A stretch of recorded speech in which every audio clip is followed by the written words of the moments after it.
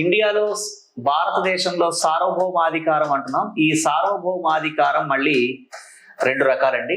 ఒకటి internal sovereignty, అంతర్గత సార్వభౌమాధికారం. రెండు ఎక్స్టర్నల్ సావర్నిటీ, బహిర్గత సార్వభౌమాధికారం. అంతర్గత సార్వభౌమాధికారం అంటే ఏంటి అంటే భారత భూభాగం లోపల with in the Indian territory, భారత భూభాగం లోపల పార్లమెంటు చేసే చట్టాలను ఎవరు ప్రశ్నించకూడదు, చట్టాలను ప్రశ్నించకూడదని చెప్తున్నది అంతర్గత సార్వభౌమాధికారం. అంటే మనమే చట్టాలు చేయడానికి పార్లమెంటుకి అధికారం ఇచ్చాం కాబట్టి పార్లమెంట్ చేసిన చట్టాలను ఎవరు క్వశ్చన్ చేయొద్దు అని చెప్తున్నది అంతర్గత సార్వభౌమాధికారం అండి. బహిర్గత సార్వభౌమాధికారం అంటే ఇక్కడ భారత భూభాగం లోపల అన్నాం కాబట్టి అంతర్గత సార్వభౌమాధికారం అంటే.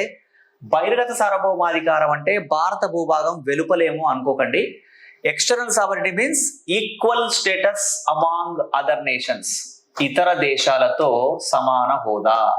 ఇతర దేశాలతో సమాన హోదాను మనం బహిర్గత సార్వభౌమాధికారం అన్నాం. అంతర్గత సార్వభౌమాధికారం అంటే భారత భూభాగం లోపల పార్లమెంటు చేసిన చట్టాలను ఎవరూ ప్రశ్నించకూడదు.